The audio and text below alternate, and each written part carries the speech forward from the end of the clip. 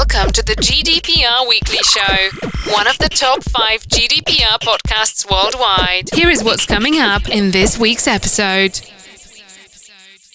Welcome to episode 179 of the GDPR Weekly Show. And coming up in this week's episode, we have news that the ICO has issued an enforcement notice to the UK Ministry of Justice. We then travel to Gloucester, where Gloucester City Council has had a data breach, and then to Geneva in Switzerland, where the Red Cross have had a data breach. We then travelled to Pakistan, where a number of telecoms companies have suffered a data breach, and then to Manhattan, where Bonobos have won a legal action brought by someone affected by a data breach that they had last year. We then travelled to Italy, where luxury Italian company Moncler has had a data breach. We then returned to the UK, where Simplify has had a data breach which has affected property buyers. And then to Warwick in the UK, where patient records have been found outside and closed GP Surgery. We then travelled to Tennessee in the USA, where healthcare technology company QRS faces a lawsuit after a data breach. And then we return to the UK and look at the key GDPR issues which are likely to come up during 2022. We then travel back to the USA to Pennsylvania, where Pennsylvania is introducing data breach legislation. And then to Brussels, where a Belgian court has clarified who can and who can't be your data protection officer, your DPO. We then travel to the Republic of Ireland, where a survey has revealed a change in attitude of companies to GDPR. And then to France, where CNIL has issued fines for breaches of the privacy directive. We then return to Brussels, where the Court of Appeal has given some judgments which affect the implementation of GDPR. And then finally this week, we have a look at what steps you should take to safeguard employee mailboxes when an employee leaves your company. So as always, a wide range of articles for you this week. We hope you find the information in the articles useful and informative. We really love receiving your feedback, so if you have any feedback for us, please do email us at feedback@gdprweeklyshow.com. We do read every single piece of feedback we receive, although due to the volume of feedback we receive, unfortunately it's not always possible for us to respond to each piece of feedback individually. Are you ready? The show is about to begin. And we begin this week with news that the Information Commissioner's Office, the ICO, has threatened the UK Ministry of Justice with a £17.5 million fine over late processing of subject access requests. The UK's data watchdog has issued the Ministry of Justice with an enforcement order after the government department broke data protection laws by failing to process thousands of subject access requests without undue delay. The ICO said it was made aware of the backlog by the Ministry of Justice, the data controller, in January 2019 and spoke to the Ministry over the course of the year, modelling potential action. Then the pandemic hit, leading to a change in the ICO's approach to regulatory action, and it paused its action. By October 2020, the ICO asked for an update on the number of outstanding subject access requests, but the Ministry of Justice said it too was struggling under the COVID-19 outbreak and had sought to prioritise requests that were urgent due to legal proceedings like immigration hearings or police investigations. Between March and April last year, the Ministry of Justice told the ICO it had 5,956 subject access requests it had only partially responded to, including 372 that were made in 2018. In a further update in May 2021, the number of subject access requests only partially responded to had climbed to 6,398. The Ministry of Justice informed the ICO that full service for subject access requests will resume in October, notwithstanding any further unforeseen restrictions. The number of overdue subject access requests had risen yet again by August to 7,752, with 25 requests that received no response at all, and 7,728 which had received a partial response. The Ministry of Justice told the ICO that 960 subject access requests considered out of time prior to the pandemic would be responded to in full by the close of May this year. The Ministry of Justice told the ICO, as quoted in the enforcement notice, that there were other routes for people to find out the information held on them, and of course they could submit a further subject access request after the pandemic had passed. Despite the backlog, the Ministry of Justice told the data regulator it received 34 complaints from people who had requested data held on them but only had a partial or no response. The Ministry of Justice told the ICO it was reliant on the provision of manual and electronic information, but operational capacity was limited by COVID-19 restrictions, something the ICO acknowledged, saying the Ministry of Justice had tried to comply with its statutory duties with regard to subject access requests. However, the ICO said in its enforcement notice, the substantial number of subject access requests which remain outstanding and which are out of time for compliance is a cause of significant concern for the Commissioner. These concerns demonstrate that the controller is currently failing to adhere to its obligations in respect of information rights to the data subjects for whom it processes data. Previous meetings and correspondence between the Controller and Commissioner have proven largely ineffective in reducing the number of outstanding subject access requests. As such, the Ministry of Justice was ruled to have contravened Chapter 3, Article 15 of the EU and UK GDPR and Section 45 of the Data Protection Act 2018 because it failed to inform the relevant data subjects without undue delay whether their personal data was being processed by the Ministry of Justice or on behalf of the Ministry of Justice, and if so, to provide access to it in an intelligible form. The ICO determined the shortfall in response to subject access requests was likely to cause damage or distress to individuals trying to ascertain what information is held on them and were unable to effectively exercise various other rights afforded to them by law to the data subject. The enforcement notice was considered to be a proportionate regulatory step to bring the controller into compliance, it said. The Ministry of Justice should now take steps to comply with the legislation, devise a recovery plan, and better inform people of any delays to processing subject access requests, the ICO said. Failure to comply with the notice may result in a penalty notice of up to £17.5 million. The Ministry of Justice has 28 days from the dispatch of the enforcement notice to lodge an appeal. A spokesman from the Ministry of Justice said in a statement, "We take our responsibilities seriously and have set out an action plan to clear the backlog." Now, of course, the enforcement notice is a legally binding obligation on the Ministry of Justice to take the steps which the ICO has requested that they take. Some might see the irony in this being the Ministry of Justice, which is not complying with the law. In some ways, maybe it's echoing Boris Johnson and not understanding when a party is not a party. Contact us on helpdesk@gdprweeklyshow.com. To Gloucester in the UK now, and Gloucester City Council has confirmed a cyber incident which is affecting a number of its systems and services, with residents experiencing service outages. Gloucester City Council said it's currently working with the National Cyber Security Centre and the National Crime Agency to fully understand the nature of the incident. Gloucester City Council sources said the attack is believed to be linked to Russian hackers, adding the council first became aware of the incident on the 20th of December 2021. The council is believed to have been hit with a form of sleeper malware that infected an officer's computer via a malicious email. The malware is also thought to have laid dormant on the network for some time before its malicious payload was launched. Gloucester City Council said residents can expect delays to services and is handling the most urgent resident inquiries as a matter of priority via email. Various online application forms for council services such as council tax support, housing benefit, housing payments and test and trace support are all delayed or down. "We are aware of an incident impacting Gloucester City Council," a National Crime Agency spokesperson said in a statement, while the National Cyber Security Centre said National Crime Agency officers are working alongside partners in the National Cyber Security Centre to better understand the incident and support the council. The ICO said it had been made aware of the incident and is in the process of making inquiries. In a statement, Gloucester City Council said, "We'll provide updates on services as soon as we're able to. However, we are focusing on managing any urgent customer issues and continue to work with the national agencies and our IT partners to bring our systems back online as quickly as possible. As the situation is still being investigated, it's unfortunately not possible to give a current time frame for when we're able to resolve the issues, and we're unable to share any further details as it's an active investigation." It added residents can still access advice and information via our website, including emergency numbers if you need to contact us. We are taking the situation extremely seriously and thank residents for their cooperation and understanding.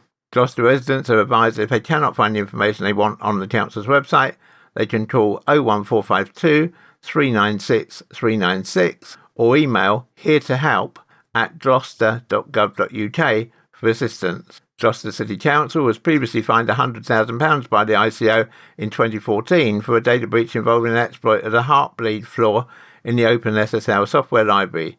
In that incident, the council lost 30,000 emails to hackers containing personal information belonging to employees after it knowingly failed to patch the widely publicised security vulnerability. If we receive any further updates either from the ICO or from Gloucester City Council, we will of course bring them to you in the next available episode of the GDPR Weekly Show. You're listening to the GDPR Weekly Show with your host, Keith Budden. To Geneva in Switzerland now, and the International Committee of the Red Cross has revealed a major data breach that compromised the personal details of over 515,000 highly vulnerable victims. The information was stolen from a Swiss contractor that stores the data on behalf of the Red Cross, which has its headquarters in Geneva. The Red Cross claimed it originated from at least 60 Red Cross and Red Crescent national societies worldwide. Some of the most vulnerable members of society are affected, including individuals separated from their families due to conflict, migration and disaster, missing persons and their families, and people in detention, it said. Robert Mardini, the Red Cross's Director General, said, "An attack on the data of people who are missing makes the anguish and suffering for families even more difficult to endure. We're all appalled and perplexed that this humanitarian information would be targeted and compromised.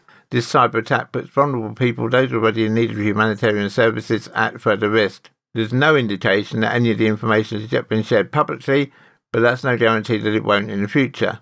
Robert Mardini went on to plead with those who'd taken the data, saying, "Your actions could potentially cause yet more harm and pain to those who have already endured untold suffering.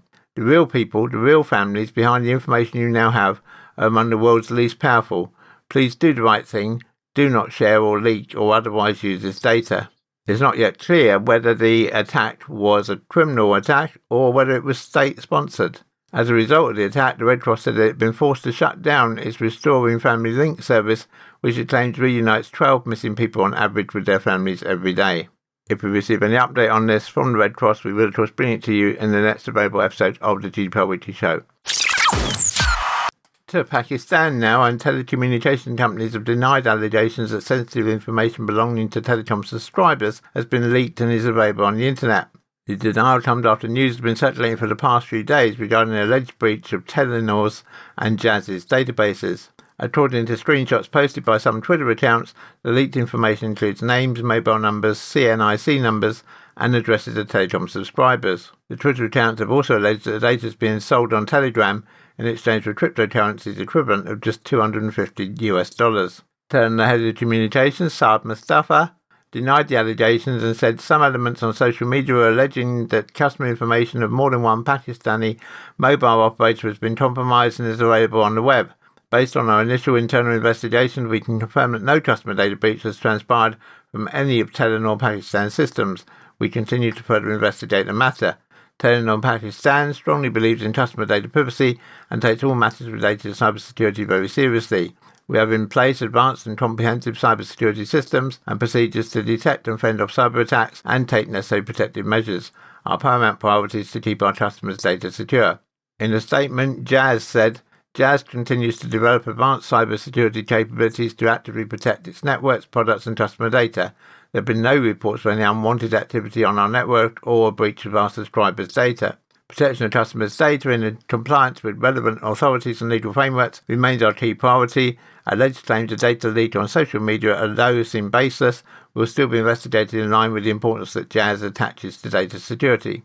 Incidents of data breaches have been a recurring event in Pakistan over the past few years. In 2020, Reuters, a cybersecurity firm in Pakistan, discovered a data dump of 115 million Pakistani mobile users that was being sold on the dark web. These datasets contain personal information like CNIC numbers, addresses, phone numbers and biometric details. However, while the matter is of critical importance, the Ministry of Information Technology and Communications has been unable to get the Personal Data Protection Bill approved by the Pakistan Assembly as we go to broadcast.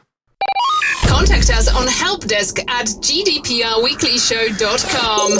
To America now, and if you're a regular listener to the GDPR Weekly Show, you might remember that back in episode 128, we brought you details of a data breach at e-commerce menswear company Bonobos. Well, this week, Bonobos won its bid to dismiss a lawsuit related to that data breach, as a Manhattan federal judge found that a New York online shopper lacked the standing to bring the claim. U.S. District Judge Jesse Furman tossed the proposed class action against the subsidiary of Walmart, Inc., in a decision in which he weighed factors related to showing a substantial risk of identity theft or fraud to pursue a data breach lawsuit in the federal court. Put simply, given the age and nature of the data, the risk of identity theft or fraud is too remote to constitute injury in fact, the judge wrote. Plaintiff Bradley Cooper of New York had filed his lawsuit last year, alleging that hackers had access to Bonobos' external cloud backup database in August 2020, stole some or all of its 7 million online customers' personal information, and posted the data in a hacker website forum. Cooper had entered his personal data in 2013. Bonobos sent notices to customers, including Cooper, in January 2021, the complaint said. The judge, in the decision, evaluated Cooper's claims of injury against factors including whether the data was intentionally stolen, if the data had been misused, and whether the information was sensitive in nature. Ruling in Bonobos' favour, he found the plaintiff failed to allege any injuries that are certainly impending or based on a substantial risk that the harm will occur. For Walmart, a representative said in an email, "We appreciate the court's thorough review and thoughtful decision dismissing Mr. Cooper's case. We've always taken our customers' privacy seriously and will continue to do so. A lawyer for the plaintiff from George Deston MacDonald did not reply to a request for comment. You're listening to the GDPR Weekly Show with your host, Keith Budden. To Italy now, and Moncler, a Italian luxury brand, confirmed that they've suffered a data breach. Files were stolen by the Alf V Black Cat ransomware operation in December and published on the dark web earlier this week. Moncler had announced an interruption to its IT services in the final week of 2021, noting it would be a temporary outage.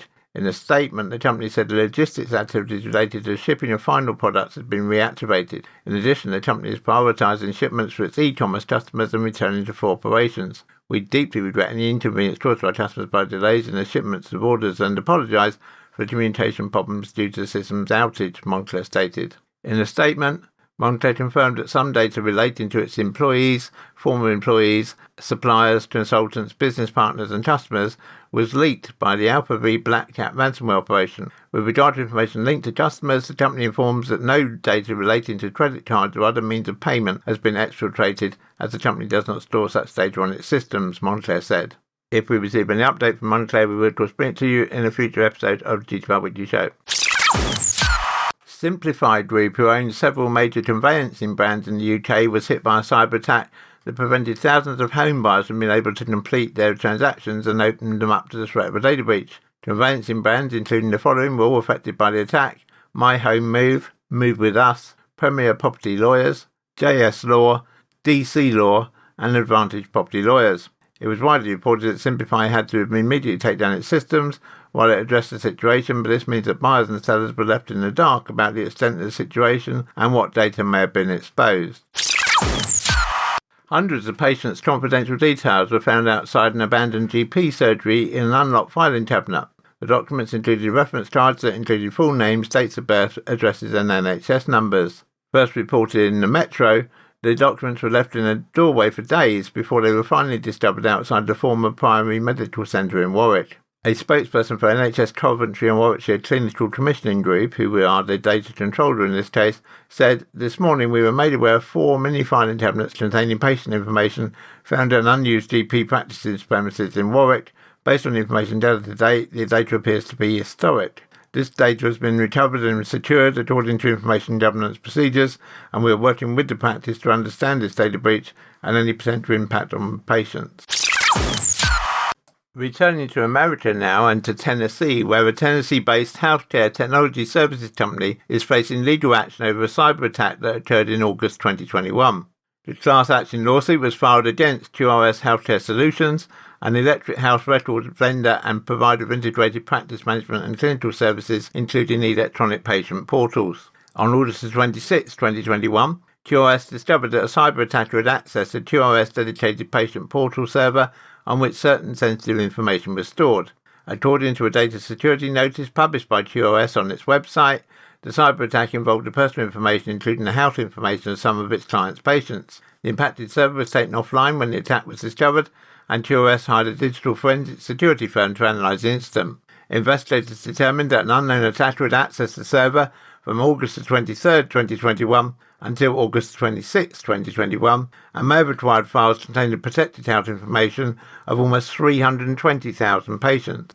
The information may have included, depending on the individual, their name, address, date of birth, social security number, patient identification number, portal username and or medical treatment or diagnosis information, QRS said.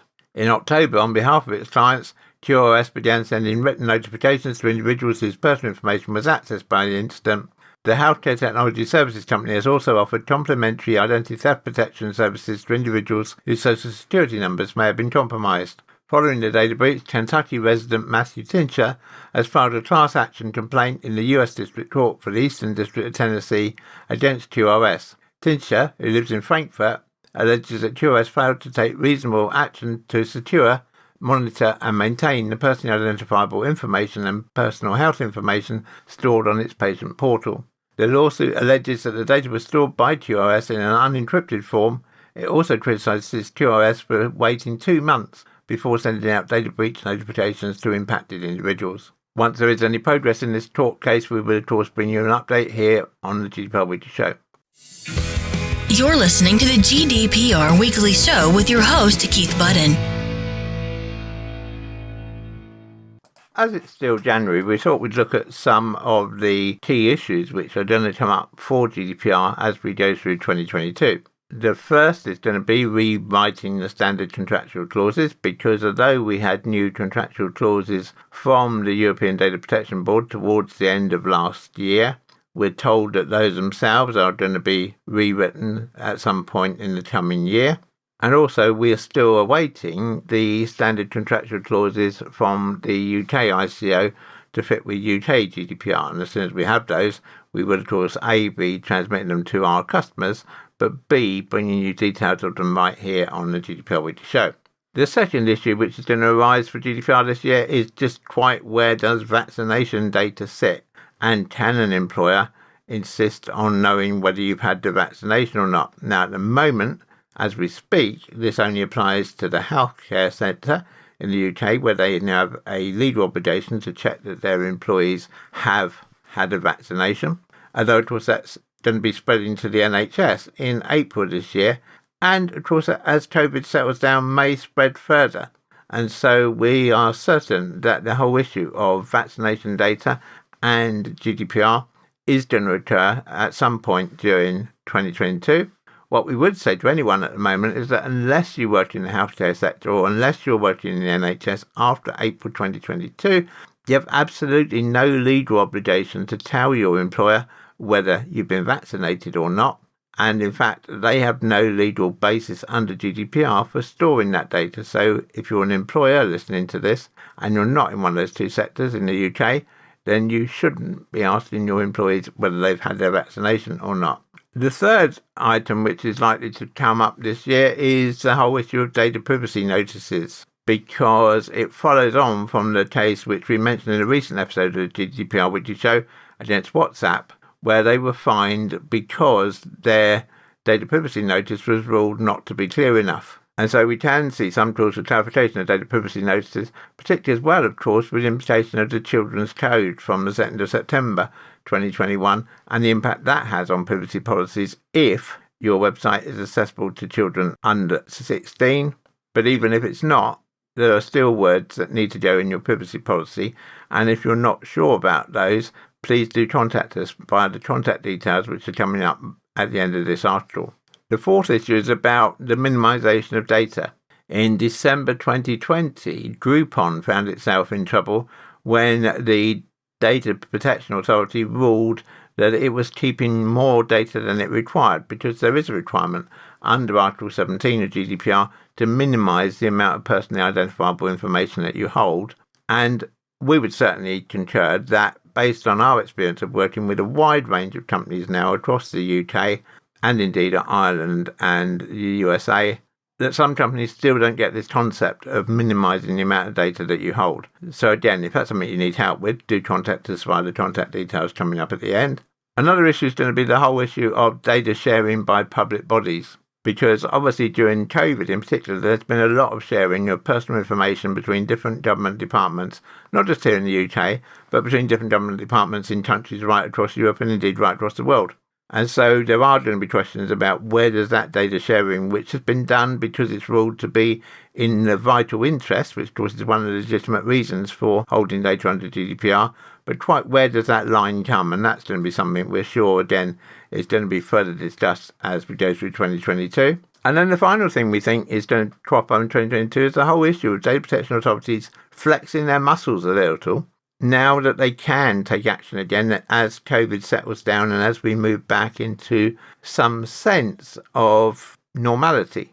Although I think we'd all agree that the landscape we're moving into is a very different landscape to the landscape that we were in pre-COVID. And we shouldn't actually return to that pre-COVID landscape, because there are vital lessons that we've learned, including ability for people to work from home. And so there will be a need probably for DPAs to look at how they're enforcing GDPR based on that new world order in which we find ourselves. And again, that's an issue we'll come back to later in 2022. Contact us on helpdesk@gdprweeklyshow.com. Back to the USA now, and in particular to Pennsylvania, and Pennsylvania has become the latest US state to introduce some data breach legislation. Pennsylvania State Senate passed a package of legislation on Wednesday aimed at preventing data security breaches and requiring victims and law enforcement officials to be notified when breaches happen. The bill's passage comes barely 2 weeks after the state's unemployment compensation system acknowledged that hackers had changed bank account information in some recipients' accounts so that payments went to the hackers instead. The bills passed nearly along party lines and don't go to the House of Representatives. Democrats said they were seeking changes to make some provisions more workable for state agencies. One bill would require the state to develop a strategy to prevent and respond to ransomware attacks. It also would bar state and local governments from using public money to pay for an extortion attempt during a ransomware attack. It includes an exception for the governor to allow it while a disaster emergency declaration is in force. The bill, however, does allow state agencies to buy insurance coverage for ransomware attacks. The bill also sets criminal penalties for perpetrators and allows victims to sue for damages. A second bill would require any state agency, school district or local government agency to notify victims within 7 days of determining a breach of personal information. The bill applies to state contractors. That provision was added after the State Health Department last year fired a vendor that performed COVID-19 contact tracing because state officials said its employees exposed to private medical information of more than 70,000 Pennsylvania residents. An interesting ruling from Belgium this week on quite who can be or should be your data protection officer, your DPO. You will know that GDPR requires that a company appoints a data protection officer, a DPO, when one of 3 criteria is met. Either the organisation is a public body or authority, or the core activities of the control order processor consist of processing operations that require regular and systematic monitoring of data subjects on a large scale, or the core activities of the control order processor consist of processing on a large scale of special category data or personal data relating to criminal convictions and offences. So that's when you need a DPO, or when you legally have to have a DPO. Of course, lots of companies and organisations who don't legally need to have a DPO still choose to have one because of their use they can have in ensuring that the company or organisation remains GDPR compliant. But there's always been some questions over just who can be your DPO. It's long held that DPO can't be someone who holds shares in your business, who stands to gain financially from the success or failure of the business, other than the salary, which of course you could argue that all employees stand to lose or gain based on the success of their company. But this new ruling from Belgium has said that, for instance, your chief operating officer can't be your DPO. The Belgium Data Protection Authority imposed a fine of €50,000 upon the company Proximus SA for violations of the GDPR regarding the appointment of a DPO. The case examined whether the company's DPO, also holding the role of Director of Audit, Risk and Compliance, went against GDPR's standard of conflict of interest. Article 38, paragraph 6 of GDPR states the data protection officer may fulfil other tasks and duties. The controller or processor should ensure that any such tasks or duties do not result in a conflict of interest. Conflicts of interest are determined on a case-by-case basis. In the case of Proximus SA, the Belgian DPA found the company originally had no policy to prevent conflicts of interest regarding the role. The company argued that as head of audit, risk and compliance, the individual's role is merely advisory, not one that can make decisions, and thus there would be necessary internal measures taken to avoid conflict of interest. The DPA felt that such an explanation undermined the responsibilities of the DPO. This leads the defendant to argue that the officer responsible for data protection has no task, including through its functions in each of the departments, allowing him to make decisions about the purpose and means of any processing of personal data, the DPA said. The DPA's opinion continues as follows and offers a notable benchmark for companies to consider when appointing a DPO. The defendant expressly stipulates that in addition to responsibilities as data protection officer, that same person is also responsible for compliance, risk management and internal audit. This responsibility for each of these 3 departments undeniably implies that the person in that capacity has the objectives of and the means for the processing of personal data within those 3 departments and is therefore responsible for data processing processes that fall under the domain of compliance, risk management and internal audit as was established in an inspection. The data protection officer within the organisation cannot function where he or she has objectives and means for processing personal data. This is therefore a material conflict of interest. The role of the person in charge of the department cannot therefore be reconciled with the position of data protection officer, who must be able to carry out his duties independently. By accumulating the position of responsibility of each of the three relevant departments separately on the one hand, and the position of data protection officer on the other, is missing for each of these three departments any possible independent supervision by the official for data protection. In addition, accumulating these functions can cause the secrecy and confidentiality towards employees in accordance with Article 38, paragraph 5 of GDPR, which cannot be guaranteed sufficiently. The disputes chamber is therefore of the opinion that the infringement of Article 38, paragraph 6 of GDPR has been proven. So effectively what this means is that if you have an internal person as your DPO, as your data protection officer, then they can't be manager of another department. Their role has to be, within a managerial role, just data protection. Now, of course, there are two ways around this. One is you could make a more junior member of staff your data protection officer, but remembering that there is a requirement to ensure that the DPO always has direct access to the directors or officers at the top of an organisation. Or secondly, and our preferred option, and we have to have a disclaimer here and say, of course, we do provide this service ourselves, is to have an external DPO. We've always argued since GDPR came in that an external DPO is the best option. And some people listening may well say, well, you would say that because that's how you make some of your money. And that's true. We can't deny that. We do make money from being an external DPO to a number of organisations. But we would argue that the benefit we bring from being an external DPO far outweighs the cost to the organisation. So if you'd be interested in utilising our services as an external DPO, or even if you just want to question whether you need an external DPO, then please do get in touch with us using the contact details which are coming up right now. Contact us on helpdesk@gdprweeklyshow.com. Earlier in this episode, we mentioned about vaccination status and whether employers should have a right to know whether their employees have been vaccinated or not.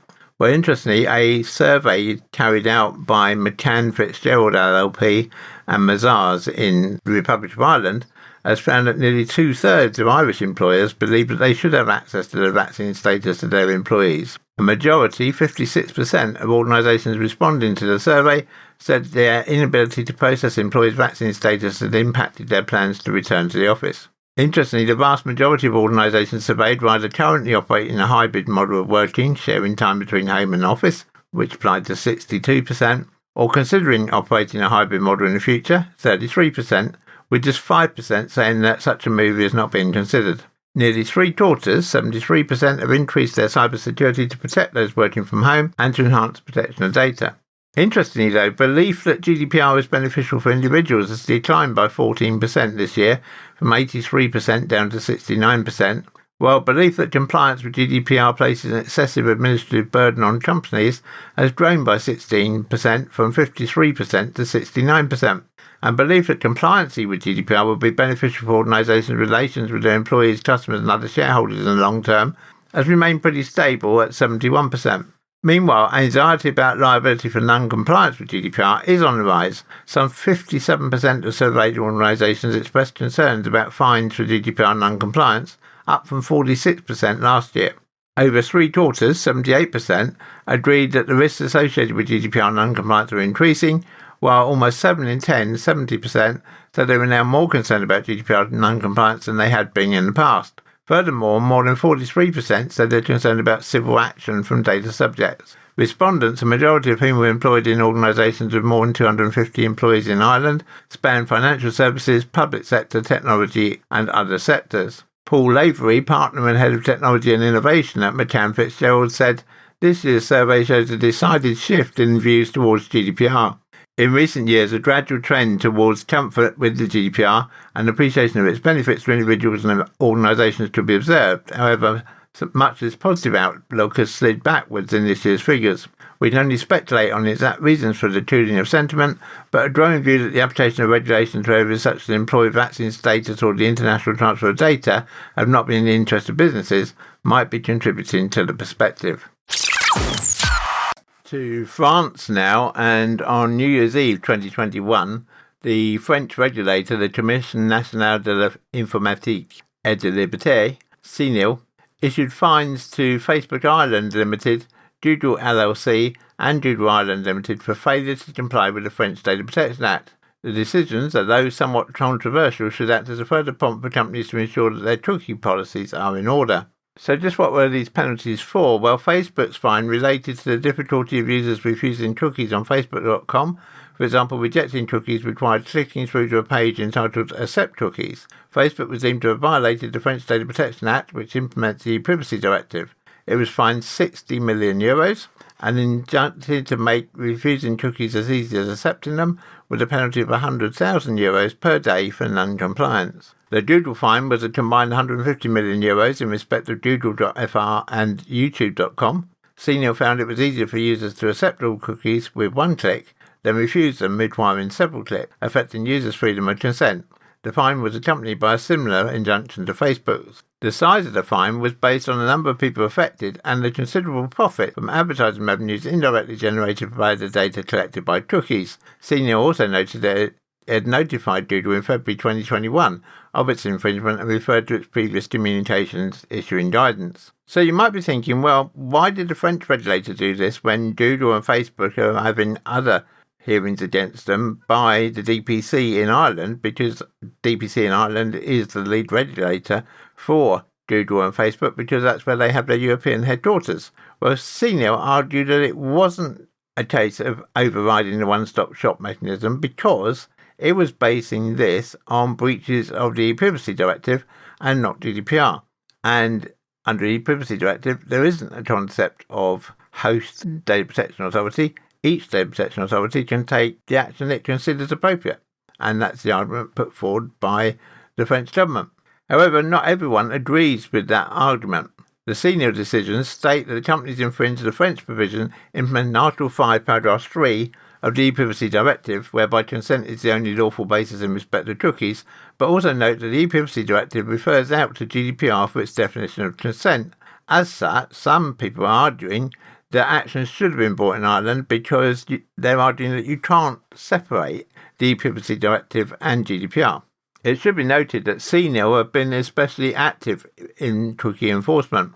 These sanctions follow previous cookie fines it issued to Google for €135 million in December 2020. However, it looks like other European authorities are going to follow CNIL's lead. As cited in the CNIL decisions, the Spanish authority has also issued several cookie-related sanctions exclusively grounded in their provisions implementing the E-Privacy Directive.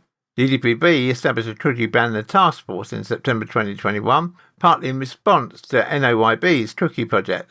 Meanwhile, the Italian regulator, Durante, issued updated guidance on cookies and other tracking tools, which it deemed necessary in light of trends including incorrect implementation of the rules, numerous complaints being received, the ever-increasing spread of new technologies featuring a growing level of pervasiveness, and the multiplication of users' online identities where cross-checking could enable the creation of increasingly specific and detailed profiles. Now, while these actions have all been in Europe, and people in the UK might be thinking, well, that's okay, because thanks to Brexit, we have UK GDPR now, and that doesn't apply to us, it is known that the ICO is looking with some interest into the French rulings to see whether it too can take action against companies here in the UK. However, it doesn't quite have the remit that the French Data Protection Authority does, because here in the UK, the legislation of the E-Privacy Directive restricts UK fines to £500,000. So as we go through 2022, we'll be keeping a close eye on this to see whether other data protection authorities seek to their own interpretation of the E-Privacy Directive and whether they believe that they can take enforcement action against multinational companies even where they're not the host data protection authority. You're listening to the GDPR Weekly Show with your host, Keith Budden. To Belgium now, and in a decision handed down on December the 1st, 2021, the Brussels Market Court of Appeal had an opportunity to consider the GDPR right of access. The Belgian Ministry of Finance appealed the Belgian Supervisory Authority's recent decision requiring the Ministry to grant a complainant access to her financial file and make corrections to the file which described the complainant as a straw man.